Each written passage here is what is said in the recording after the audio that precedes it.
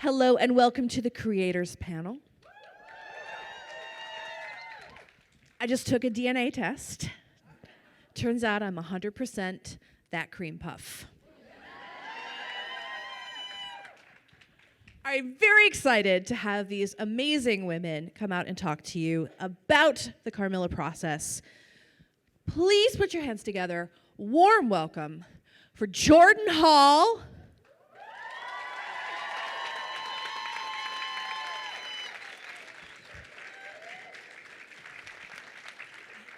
Ellen Simpson,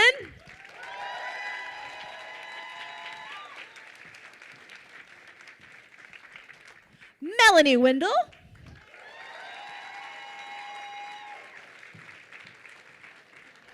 and Stephanie Ouaknine.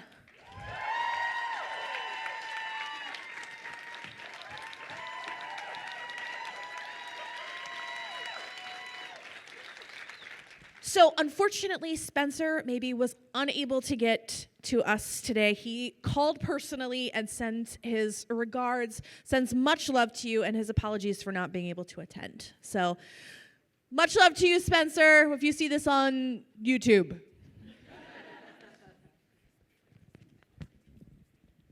All right, you ready to get started? Yeah.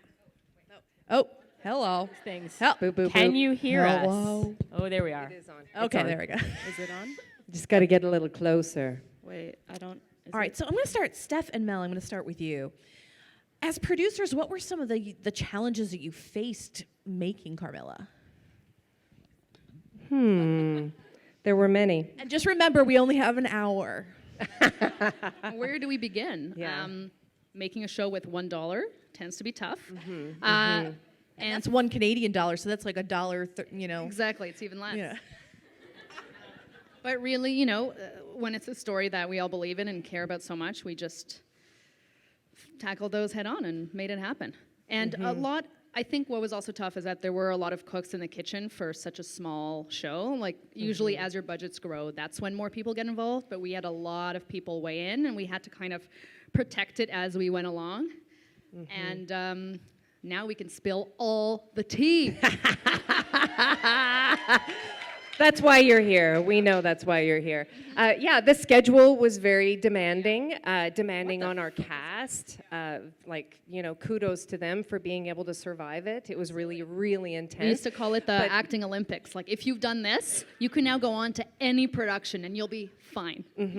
But even the schedule, too, through development as well, writing scripts, we were just, from season 1, all of a sudden, we moved very quickly into season 2, and so... And we actually, only got our green lights for every season a lot closer to when we were shooting. So we didn't have that much time. We couldn't even have the go-ahead until it was a go.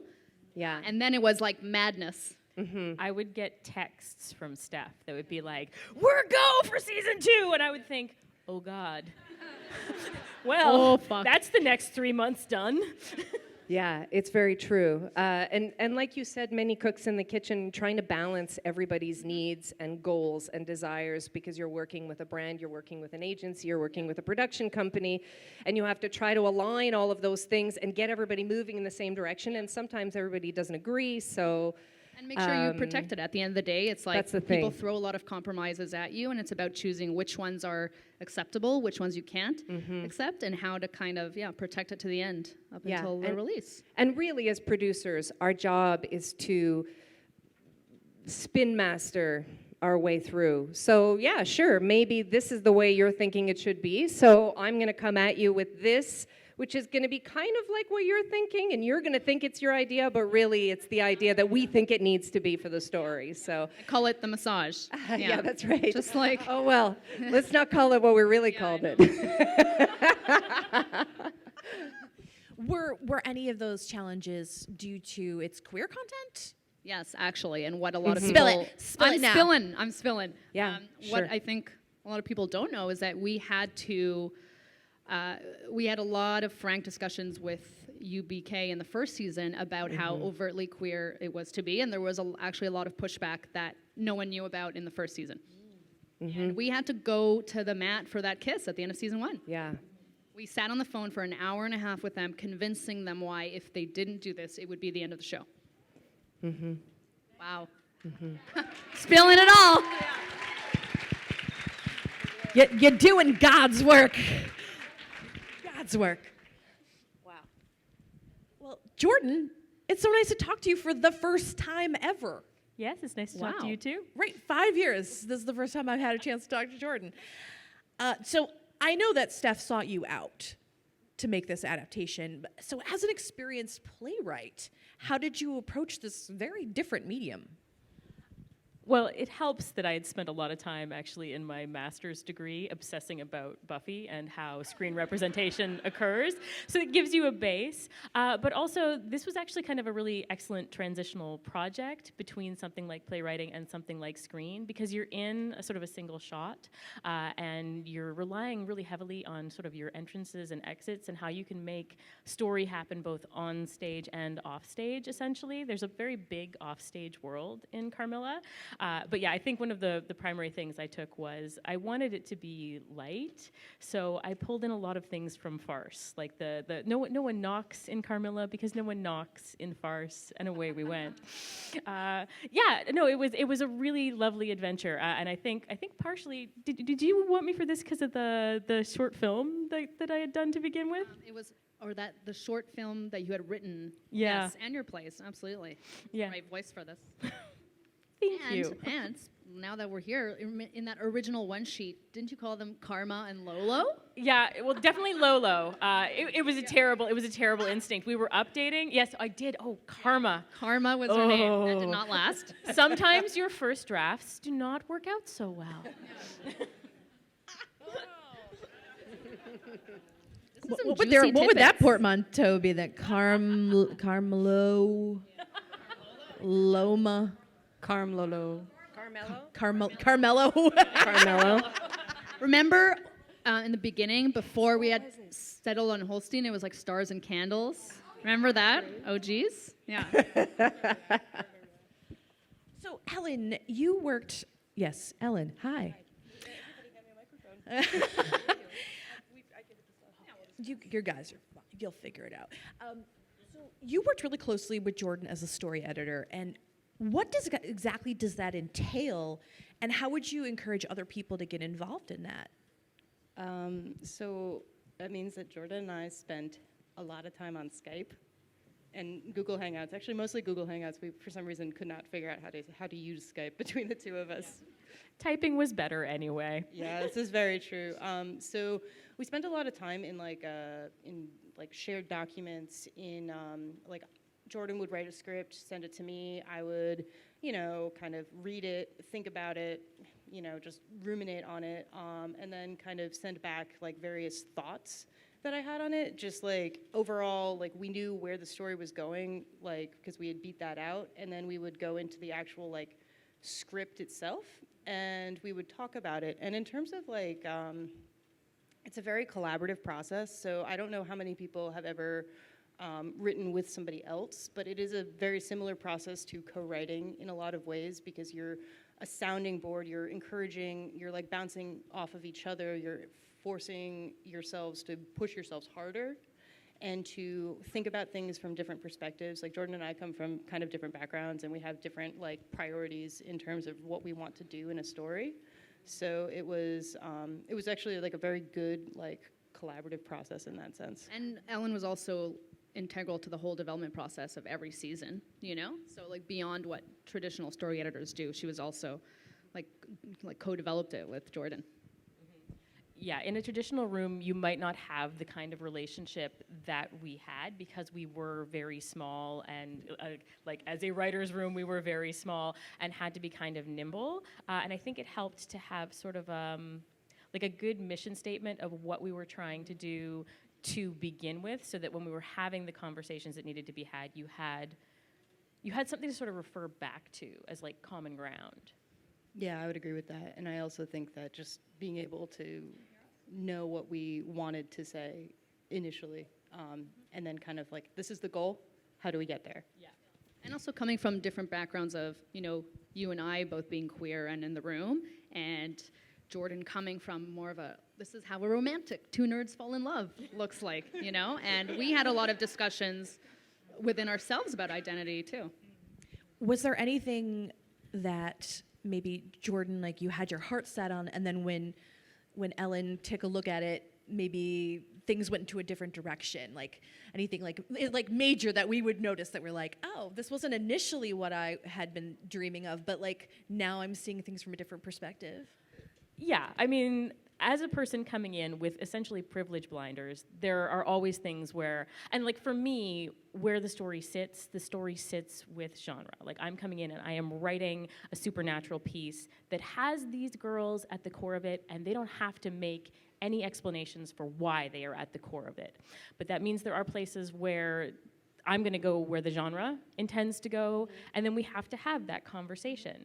And I think it's a valuable one to have in terms of what are we doing that might be reinforcing a representation we don't want to be reinforcing, or where are we letting politics divorce us from a really cool storytelling moment that this community deserves as well as any community. Yeah. Thank you. I think if you want an example, there was about 2.5 seasons before La Fontaine said their pronouns to anyone, and it was just enforced through the writing. But it was one thing that, you know, we got a lot of feedback saying Laugh needs to say their pronouns, Laugh needs to say their pronouns, Laugh needs to say their pronouns. I'm like, but we say they, them, we just kind of let it be. But it wasn't, because of the way that the story was written, there wasn't an opportunity to say that until Laura's dad comes in. So this was like one of those things where we didn't think about it until that moment, and then we kind of put it in, and it was like this wonderful moment of growth. And also something we wanted to show, you know, in season 3 for Carmilla and Laura as well. But it is interesting because some things are on the page and they don't necessarily translate to the screen. Like we saw Laugh's pronouns on the script, but you don't see them on screen, you know, as they're moving around. So I had a question for Spencer, but I'm actually going to turn it over to you and let you talk about Spencer. We controlled us. Spencer, so you can ask. Oh no.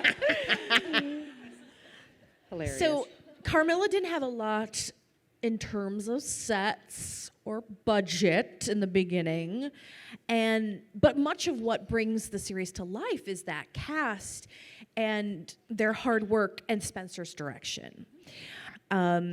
How did Spencer get involved, and like what would you say? Like what are your thoughts on Spencer's involvement and the job that he did? And let's give him a little love since he can't be here. I mean, I can talk about how we brought him on. I interviewed a couple directors, and he surprisingly wasn't the one I thought we would go with, but he was the one who came with the most excitement, most gusto, and most kind of creative drive to want to jump in. And we really, you know, you really want someone who's going to go in 110%. And that also meant that sometimes we had like massive disagreements, but it came from a place of passion, and, you know, we love him for everything. He's integral to also shaping the course of the show, too. Spencer is the king of the deep dive. Like, you will write a single line that's like, that's a one-off joke, you think. And he's like, why is it there? What does this mean? And he will What's come happening? back to you with like a stack of research. Do you guys remember the work he did on the crest? Yeah. So he sent at least like probably like a 5 or 6 page long email about the Silas crest and what had to be on it and the heraldry and what it meant. And it was just like, we were just like, wow. Yeah. It had gone too far, but it was amazing that it had gone too far. We're like, we got work to do. Let's go. Yeah. Oh, and also in the movie, we had a moment where, you know, in the dream, and it looks like Carmilla's going to become the panther, the second dream in the movie, we really wanted a panther. Spencer really wanted a live panther, and There's no room. There's no wiggle room for panther in the budget. No. He thought it was going to be cheaper than VFX. We're like, Spencer, there is one panther in Toronto, and it's $50K 4 days minimum. Okay, it's not happening. But we did actually look. Yeah, we did look. He wouldn't. I had to prove it to him. Yeah. Well, that is a testament, though, to that producer-director relationship. And the directors always push, and that is in part their job. They do need to be pushing for that creative as hard as they can for all of the different elements in the creative vision. And then the producing team and the writers sometimes, because it really depends on what element is being pushed for, then sometimes that back and forth can be a very healthy and incendiary dynamic. Yeah, it's necessary for sure. Yeah, that's how really amazing things can happen, right? Well, thank you, Spencer, for everything you've done for Carmilla. And I also got to add, like, Spencer himself, I think, learned a lot through this process and grew so much. And it was just amazing to have him along for the ride. At what point in the process did the idea of the movie come along? Yeah, it was after season 3. After season 3. And it depended whether or not we actually got a little fund to be able to shoot that teaser trailer. Yeah. So everything was dependent on if we get this bit, then we're able to do this. And then we kind of willed it into existence because we announced the movie before it was financed. We did. So- It's true. But we assumed that announcing it at New York would help to bring the right attention to help fund the movie, which, Right. can I say, is Did. a real rarity in the Canadian film landscape. Like, this is one of the few, I don't even know if there are any other films that have been pre-bought by any fans. Like, it is such a huge accomplishment and a massive testament to the support and love of this fandom. It's such a beautiful gift. You know what people buy ahead of time? They buy Star Wars. They buy Marvel movies. They don't buy small independent films. And so, yes, this is genre, so it has a different relationship to its fandom, but it's just this wonderful testament, and each one of you that participated in that part of the funding is a real big component to us being able to have achieved that movie. Like, honestly, we needed you, and so thank you for that. And also, you want to show that people want to see queer content. That's right. And you got to prove that there's an audience for it. Unfortunately, it sucks that we continuously have to prove this again and again and again. But that's why you're here. That's why you're doing it. Yeah. And that's why it happened. Well, we needed you. So. It's true. It's a very reciprocal relationship in that way. What did you learn about yourselves and your craft through the process of Carmilla? That's a great question. I'll let Jordan start. Writing is hard because you actually don't usually figure out what it was you learned doing something until several years after the fact, because when you're in it, you're in it. I've learned a lot about how to plot sequels because I had not done that before, and I certainly had a good thought of like what that stretch was going to be and what the overall arc was. But when the rubber hits the road, it's actually a very different beast to keep that engine moving. So that was actually a real gift for me in terms of I really enjoy a good second season. So now I've got a better sense of how you would go about that. And then about myself. Oh, I am sort of continually as somebody who, writers. And I apologize if this sounds for a brief moment like what comedians say sometimes. Sometimes to do this, you got to go big and you have to make mistakes. And the trick is I think what I've learned is really this process of, okay, you go big, you make a mistake, and then you apologize, you are accountable, and you move on without making a big freaking deal about your hurt feelings. And I think that's a very valuable thing for those of us who are allies to just internalize that.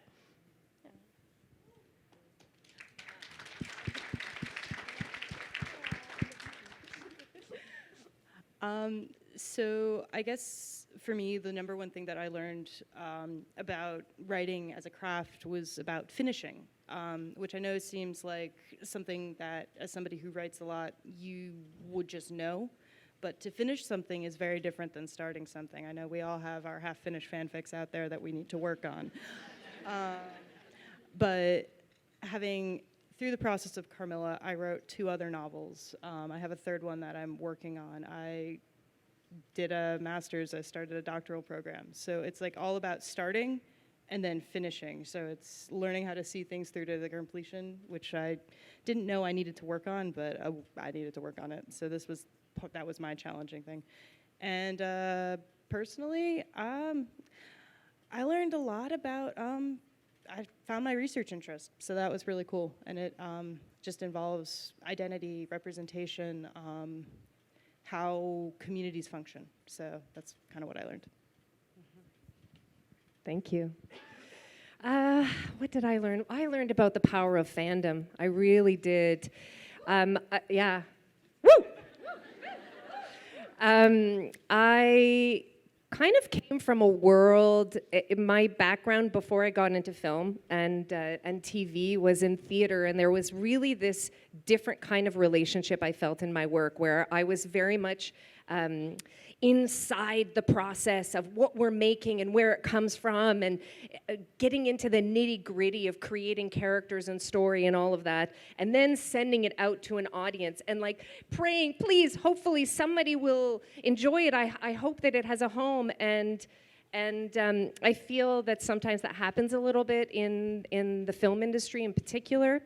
And ultimately, one of the things that was a huge gift for me is just really understanding how so much work can benefit from a reverse engineering approach, really. And that we're looking at where those audiences are and what those conversations are and where those communities live. And then how can we together as a creator and you as a community member, what is that dialogue? And then poof, there's something kind of fascinating and beautiful that comes from that.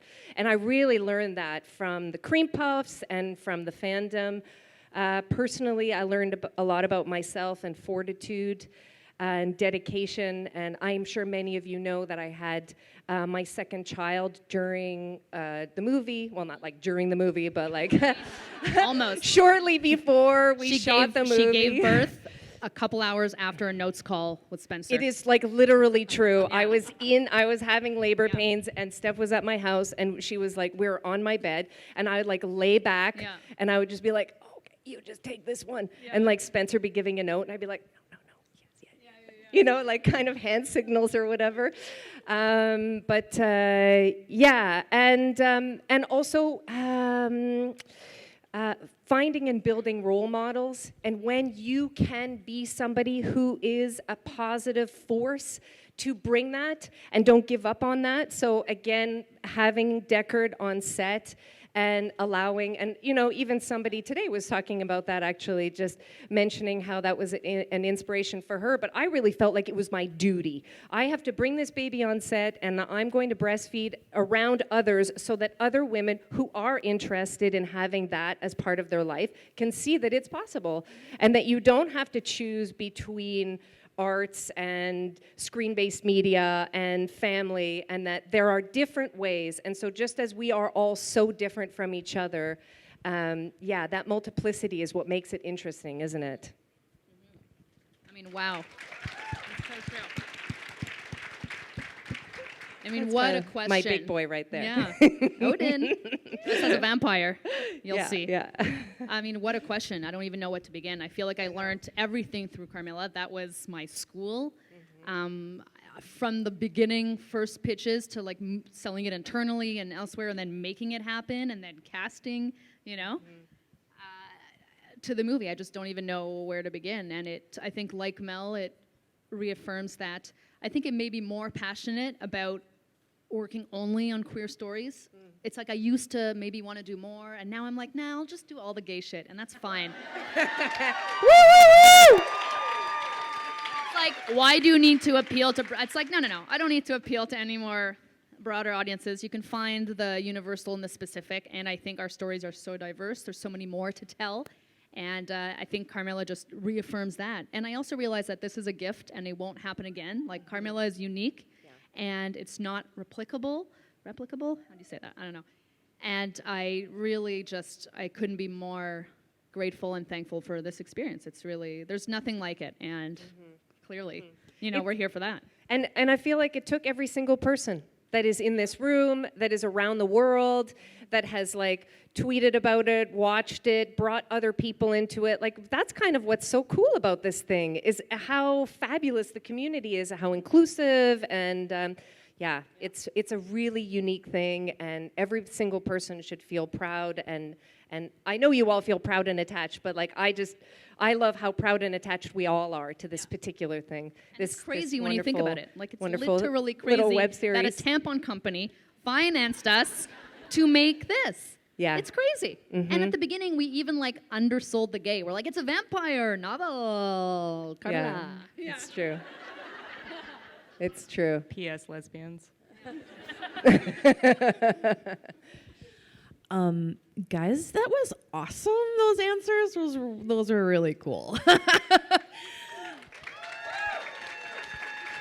That's why it's so important to have these panels, because, you know, you have done so much work and so much. I'm so glad that we are not just focusing on the amazing cast, but the amazing people who are awesome, but these amazing folks as well. Oh. It's true. The producers and the writers, not always the directors. Sometimes the directors get a lot of the limelight, but the producers and the writers are often the unsung heroes. And we're the first ones in and last ones out. So at the end of the day, Yes. the buck does stop with us, for better or for worse.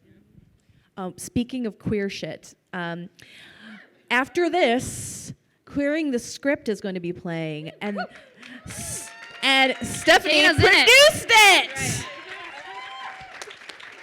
I am also in it. But come for the Stephanie part of it.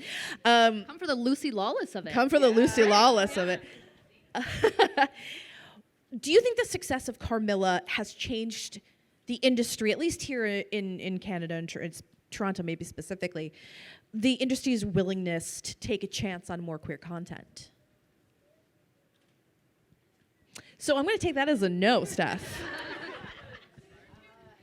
It's hard to know. It's hard to know that answer. I want to say yes, absolutely. I think for sure queer fandoms overall have proven that they are dedicated beyond, and so people are interested in that, and they go, okay, yeah, there's a business model here if you want to look at it from that perspective. Because when you're when you're trying to sell your idea to a broadcaster or a production company, they need to be able to know that there has to be a business model. It's a business, and so that side of it has to also exist for them. And I feel like all of those queer communities have proven that they will come, they will buy, they will support, they will talk about it, they will bring new fans in, they will, so yeah, they'll be part of the conversation and engage. So I think from that perspective, yes. And from the other's perspective, at the end of the day, in Canada, we only have 3 buyers, and they're all broadcast networks. We don't do cable here, so anything has to be sold outside the country anyway. Just the Orphan Black story. Everyone in Canada said no until BBC America said yes. And then CTV changed their tune. Winona Earp was sold in the US first and then came back here.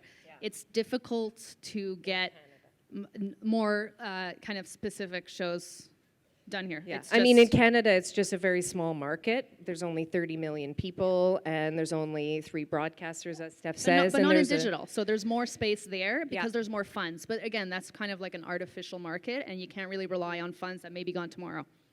But I think I do want to reiterate that we're seeing more willingness to talk about it in the room. And like in the room is a good first step. I mean, eventually you want to see it in what gets greenlit, but there is a conversation that has opened up. There's a space for it, and it's not nothing. That's No, hugely it's not. significant. Yeah, Yes, absolutely. That's right. And I think that's you'll about see engagement. Yeah, absolutely. And I think you'll see, and we talk about it in the doc as well, Lexa's death was really a turning point. It is now known, and there's a lot of showrunners who had no idea who now are aware and will take it in consideration. And I think that is not only a testament to fandom, but also the importance of not taking things lying down. Is there anything you would have done differently? A million things. But I wouldn't change anything. I would have done things differently, and yet I'm happy it all worked out exactly the way that it did somehow. So. I mean, do you guys want to? I feel like this is one of the things that always falls under there shall be no canon before its time.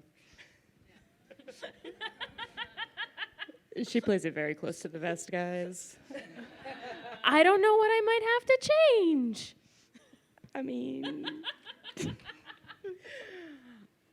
Honestly, I wouldn't change it. If I could change one thing, it would be to have more time in coverage and out of the single camera, just so we can see the amazing talent of our cast up close you know, the film was a real like, oh, moment, because you didn't realize like how much you don't get to see until you could get up into somebody's face and be like, oh. So that was what like my thing. Sure. Yeah. Sorry. So to support that, more money, more shoot days, less constraints on our team, who ultimately were there from a place of passion a lot of the time, and that the money wasn't always supporting everything that everybody gave. And so, yeah, more money. Yeah, and more, you know, actors of color in the first season. Oh, yes. And Yes. Lots of Do you want to talk about the challenge of why that was hard? No, I think we made. Okay. So we're going to open things up to all of you soon, but I do have a couple user-submitted questions that are really good. So this is from Anonymous again. Anonymous from Brazil. How different was it to develop, so I guess this would be for the two of you, how different was it to develop the rest of the series, considering that the events in the novella end in season 2? Oh, I think the events of the novella actually stopped pretty abruptly mid-season 1. I mean, if they were ever even like a part of the season in the first place, when you think about it. Well, it's like a contested it's a history. retcon. Yeah. We retconned the whole basically we thing. took it as though we were Contested retconning history. It. Yeah. Well, no, that seemed like the best way to perhaps approach this. So, I mean, I knew when I was doing the original pitch that I was like, that part of what the intervention I wanted to make was this idea of, well, let's just take the categories of monstrous and the categories of lesbian and move those two away from each other. So with that in mind, clearly Carmilla could not end up being the vampire who was doing all this stuff. So I needed something else that was going to be evil. If I needed something else that was going to be evil, Mom was a good candidate. The Evil University was a good candidate. And so you begin shaping that. And then I am radically uninterested in villains that don't have their own good reasons, even if we're not going to find them out for a long time. So I think one of the things that was really important to me was understanding like that she was doing this from a place of rage and helplessness, like the whole Ann Carson thing, like you are angry because you are in grief. I think is like it strikes me as a very true thing. And so I had that, and then I had Gilgamesh, which I was really interested in as like a mythic pattern for a queer relationship, and for a really powerful queer relationship in terms of polarized opposites and a quest that had to do with knowing the other. So I don't know how much I've gotten completely off of the question that was asked, but as I will sometimes, but I with all those pieces in play, I had a map for where I was going when I had to say, here at like episode 20, I want to say, Carmilla's going to be like, yeah, but I totally didn't do it, and we are going to veer off into new territory. Yeah. La Filformis. Yeah. Somewhere there's a giant fish. So, how many people here have actually read the novella? All right. So you guys know how it ends. So we couldn't have that happen. So we had to change that. And then from there, that was how we kind of got away. Yeah. And getting away in that sense was good because we were allowed to be true to the original in as much as we wanted to be, but we also could accept it as a reality, but then kind of like put our own in too. Mm-hmm. So that was like, I thought was like the really important branching off point was just knowing the source material and knowing how to avoid that trope. Oh yeah, no, we mined the novella for everything we could. Like that moment when we found like that one little reference to Matsuka, and I was like, oh look, there's an actual character of color there who is being treated horribly. How can we fix that? Was actually a really lovely moment to go in and be able to retcon. Because just because some old Irish guy writes terrible things about you doesn't necessarily mean you have to accept his story.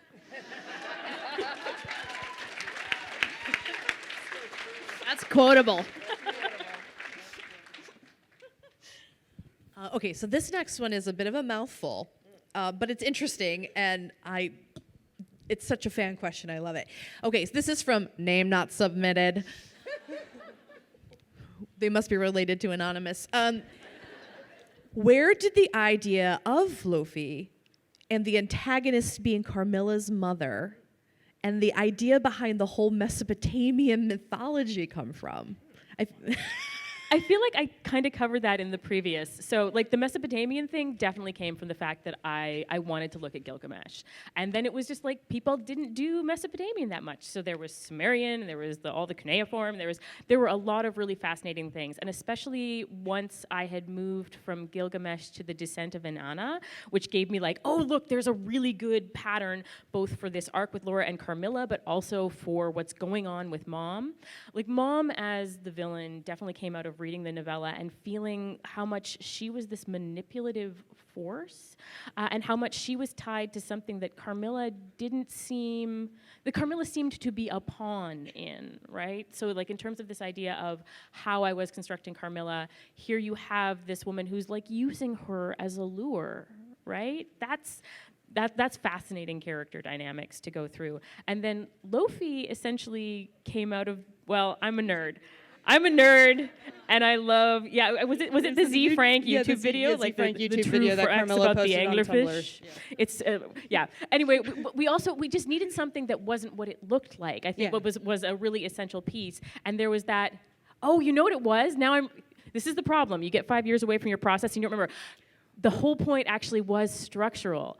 Mom is using Carmilla as a lure, and so it was really appealing to us that whatever the big thing was, it would have a lure as well. Like there was that metaphorical resonance going on. And then when it was an anglerfish like that just appeals to the nerd in me so deeply. I just loved that. Jordan, that is so deeply nerdy. So it is. Deeply nerdy. They're amazing. And wonderful. Listen, there's the and costume. Actually, the one thing I will give you guys of stuff that I regret that we never really got to do, that we managed to like sneak in a little bit in the movie, was like there was a whole subplot in the second season that was way too big because I had not yet learned my lesson, that was all about Lofi had laid eggs and there would be the little Lofi babies that were, it was a whole thing. No budget for anglerfish on the movie set. No time. No for real estate. adorable Finding Nemo anglerfish babies. That was what they were in my head.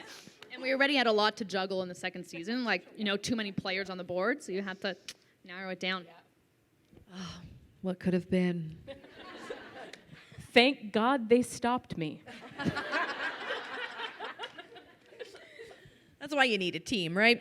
So Gloria from Texas wants to know, what advice would you give to someone who wants to help produce more queer content? And I think we have a lot of people here that are passionate about this, and in a way, we all helped produce Carmilla the movie, Yes. In terms of making it, it would be look at entry-level kind of pitch to production contests. I know Tello has one, and mine what you love most about the shows like Carmilla, and how can you do something similar that you really care about and that is really uniquely yours, and see what's the best path to a yes. So I know like Tello Films has one of those. In Canada, there are a lot of little funds and grants that you can get to kind of jumpstart a project. And another option is just reaching out to production companies and producers you like and bring it to them and say, hey, would you be interested in doing this together? And that's always a great way to learn, I would suggest also checking out the film societies that are in your local jurisdiction, wherever you are. There's always something. So there's LIFT here in Toronto, but every city has one. And within that context, you will find like-minded people who be interested in helping you embark on a small project. Start small, but make sure that you make it the best that it can be. It doesn't matter if you have, fancy equipment or expensive production design. You need to have a solid story. You need to make sure the acting is good. Start small with whatever it is that you're trying to do so that you can execute something that is superior, rather than something that is long and sprawling but not very good, because it was like, but it was so hard, it was like I only had $50 and No, it's better to do something that is tight and good and use that as a proof of concept. In Canada, there is something that's called Talent to Watch, and they fund first features. They are looking for all sorts of different voices. That is something, again, where you have to be recommended by a film organization. So LIFT, I believe, is an organization that recommends here in Toronto, but there are all over Canada. So it's called Talent to Watch. But yeah, we all have cameras on our phones. So there are ways of doing it, and honestly, like, excuses are the things that are going to stop you. And I think with this industry, the only way to succeed is by literally never stopping. You just have to keep going, knock on the doors, find your tribe, and do it with them. Yeah. Find And your you will do friends it. You and will make do it. something cool together. For sure. Just to add to that, rewrite everything. And also, you know, Fandom is a great place where creativity starts. And look, Ellen and I met through Fandom, and here we are, 5 years, like, how many years later? Like 6 at this point, yeah. You met like a year before Carmilla. Yeah, I was doing like NaNoWriMo at the time, so it was just, ooh. And I loved her Warehouse 13 fix, so there we go.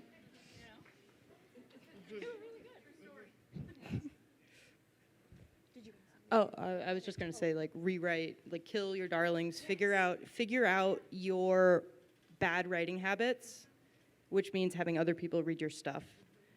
Take the notes and just rewrite the whole thing, because that's the best way to do everything. Yeah. Don't shoot the very first draft. Don't do that.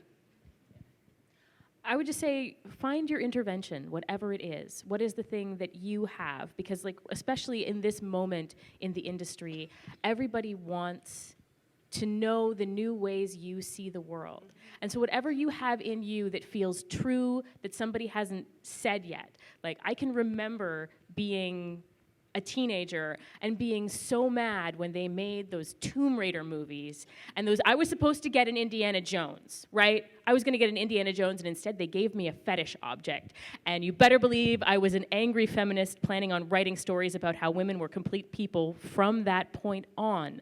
So whatever that is for you, find it and then make it, because that's the thing that will keep you sort of going through the grueling thing that is trying to make art, and B, it's actually what they want to hear, even when they are telling you it is not what they want to hear.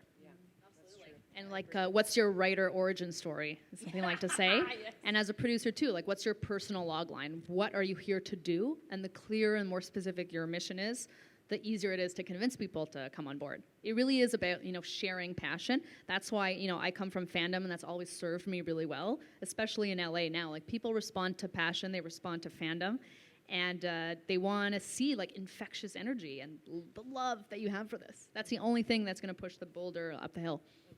Let's go make some queer shit. More gay shit.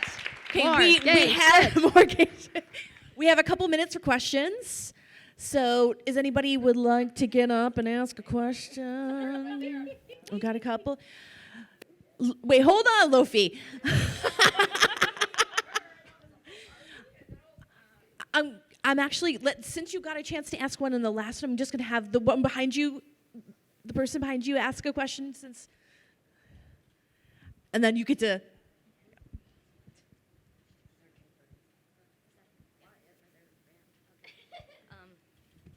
Hi, my name is Katie, and I just have a question about season 2, canon about I don't know if you have this answer already in your head, if you had this all along, but when Perry was being taken over by the Dean, was the Dean just extremely good at pretending to be Perry, or was Perry, like, in there and able to, like, take over the Dean and be like, you know, were they, like, fighting for their, like, and if there was a, like, battle inside of her mind for taking control, would it be an idea, a possibility to have kind of like a spin-off where it's like same story, different perspective, like The Lion King 1.5, where it's the same story, where it's Lola Perry inside of, you know, and fighting the Dean. And so that's my question about the Dean being in Perry's mind and I kind of always wondered that too. The Lion King 1.5 is a great movie. I think the way we came to it was this idea of it's Perry, and something is starting to go very wrong, almost like there is a virus. And you know how when you're sick to begin with and you're just like, something's off? And then eventually we hit a tipping point, and it is very much the dean, and the dean kind of in places learning like, no, I can't do that, or they call you, right? So yeah, I think we went with the idea of this is contagion. And I remember the infection metaphor, because in talking with Annie, who, she did a huge amount of that work in tracking how it was progressing, and she did look at it as an infection that started at maybe 10%, and then throughout the course of the season gets to 100. Mm-hmm. And that was a kind of helpful way for us also to track what she knows and why at what point in time. Mm-hmm. Yeah, that was another question is, because how can the dean know Perry and know her personality to pretend to be Perry if that is, which way is the reality going? So it's a possession. Perry was a residential advisor. She's met Perry. And also, you figure you're that many years old. The dean probably knows how to call a nice type A homegirl. Thank you. All right, thank you. Hey, my name is Sophia, and I had a question about the season 2 multiverse. So, Carmilla doesn't sacrifice Laura, but when JP resets the universe and changes one factor, she ends up. That's right. Sorry, season 3. She ends up sacrificing Laura, and so I wanted to know if he had repeated that. If he had repeated the reset 100 times, is it more common that Carmilla was destined to save Laura unless something went wrong? Or is it that Carmilla was always going to sacrifice Laura until the pieces were fit in a way that, 1 in 100, she ended up not sacrificing her? This Does made that my make head sense? hurt. So I only take critical theory when I feel like it, and that was a very existential question. I feel like that definitely falls into the there shall be no canon before its time, because we don't know, right? We've seen these two. What could be happening in all of the potential possible worlds? You'll have to reconcile that out for yourself. Oh, man. I know I'm cold. Thank you so much. How could you say something so bold yet so correct? That gets you thinking, it really does. It does. It's a good question. Hi, my name is Rachel. I just wanted to ask a question about the. Oh, I'm tall. Yes. Sorry. Bend over a little bit. I know, love it, want it. I created the T-shirt. I love it. Okay. My question was about the end of the movie. It has been 5 years since Carmilla first came out, and the movie came out back in 2017. And you did put a little to be continued, and as you talked about a little bit before, you did get to throw in your little egg theory into the movie. But it was an explanation point with a question mark. So are you guys holding a lot on that question mark, or do you think that there would be a possibility of Carmilla movie 2? I mean, is the question what would the movie be, or would there ever be a movie? Would there ever be a movie? Or I can say both. Sorry, Ellen just distracted me, so I missed. I didn't have the courage to ask this myself, so. I mean, we were talking about this before. None of us here actually work with Shaftesbury anymore. So it really relies on them to kind of take it to the next step. There's lots of balls in the air, and there's definitely some interesting options. And this con is a big sign to them that it is worth continuing. So I think keep making it known if you want to see some new Carmilla content. Okay. That's it. Yeah. Get on Twitter, you guys. Okay, great. We actually have a little more time than we thought. So any more questions? Come on down. Hand You in can- the yeah, air just back come on there. down Come on to the down. mic. Come on down. Come on down. Right, is this the part where I win a new car, or? You win our undying affection. can't drive it, but it's okay. Okay. So at the end of season 3, when Laura gets her heart ripped out, I was wondering, like, you know, and she talks forever and ever. As you do. Oh, yeah, she kept talking. She does not stop yakking. I was wondering As you if that was because she hadn't willingly given up her heart. Because, you know, Maddie comes in and she said, did you take something that wasn't yours? And then she finally, like, tells the dean that it's okay. And then, you know, stops talking. Forever. Air quotes. So I was wondering, is it because she hadn't given her heart away, or is it just some Laura thing? Or is You it mean, just is the question why she kept talking? yeah, like, but I mean, is it because she didn't give away her heart, or To be perfectly honest, that falls under the category of Jordan thinks it's funny that this is the way Laura is. She's losing. She's like, it is a supernatural thing, so we've like there's a little bit of wiggle room in the like in the rules of like what is actually happening to Laura as her heart is being ripped out, but 90% of that is just like, no, Laura is very much the kind of girl who keeps talking until you have to kiss her to shut her up. So she's definitely going to keep talking, to post the evil thing, ripping her heart out for at least a good 30 seconds of banter before we're really making her shut up. Yeah. okay, so it's she just staying in character. Exactly. It would be out of character for Laura to stop talking. Right. No, but what happened? Why is she done? Well, she's dead, that's why. I can't hear you. I'm so sorry. It'd be funny for, like, you know, why'd she stop talking? It's because she's dead. That's the only reason. Yeah. Quotation. Thank you. Yeah.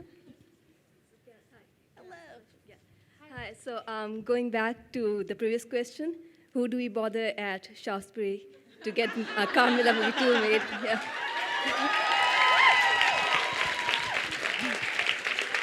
You cream puffs you have moxie.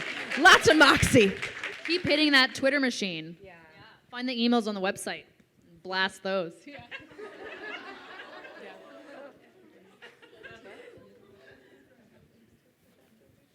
Oh, Yeah, website, Twitter. website, Twitter. Yeah, tweet at them. Send them Enough of email. you tweet at them, they will notice. Yeah. But I do know that the con kind of wanted them to get starting and kind of keep pitching the TV version. So we'll see what happens. Yeah, and we definitely put that there because we always want to keep the door open, of course. Yeah, so for sure. Thank you. Hello. Hi. So this is kind of a weird question, but I know that the dean is technically a goddess. Was she the one who turned Carmilla into a vampire, or was she just like never? I know that she wasn't, but is she ever a vampire ever, or was she just always a goddess that just kind of took Carmilla under her wing to do her bidding? Yeah, this she's one, just a nana. origin Just a I little- feel like that's a very long answer, It is. or sorry, a question requiring a very long answer. Okay. The basic idea was, in The Descent of a Nana, when a Nana doesn't get her way, she says, and I will raise up the dead to walk upon the earth with the living. I will upset the natural order of things. So if we're looking at The Descent of a Nana as another kind of contested history, basically, they've screwed her up. And so she decides, as sort of a goddess, that how I'm going to do this is I'm going to raise up the dead to walk upon the earth and devour the living. So all the vampires are basically her being like, oh, you don't want to give me my boyfriend back? Well, screw y'all. Metal. Talk about Heteronormativity. moxie. I was like, That heteronormativity, was a sometimes very, toxic. very succinct way of saying that, Jordan. Thank you. Anybody else? Probably got one or two left. Yeah, come on. Hi, I'm Hi. Hillary. I was wondering, was there like a specific moment that you were like, oh man, this is becoming really big? And did it change your perspective of how you worked on the project? Great question. Sure. I would say, Steph. I remember Ellen and I in the trenches of season 1. It was when gifs of episode 17, the party, were floating around on Tumblr. I think that's when we saw a kind of huge spike in our engagement and kind of resharing. And that's when we knew, oh, this is like hitting, you know? And because we both come from fandom, we recognize those signs when a show is about to go like full flamingo effect, you know? So, yeah, and of course, then it does, you know, it does affect how you plan for things and do it. I think that that combined with the After Ellen piece, rest in peace. What site? I don't know it. I don't know it. I don't know her. I don't know her. But I think that combined with the After Ellen piece, combined with just the moment of that particular set of episodes in that week in October in 2014 was just it caught fire in such a way. And I know that Jordan was like, "Don't count your lesbian fangirls before they hatch," and we're over here like, and we're like, "They're hatching. They're hatching." Yeah. They were telling me it was big for again, I come out of theater where it's like, it was nice, it got good reviews, and then go back to your regular job. And I think there was a moment where they started sending me fan art, which as a writer, I can't draw. So everybody who does fan art is like a beautiful unicorn who's somehow decided to make pictures out of a thing I made up.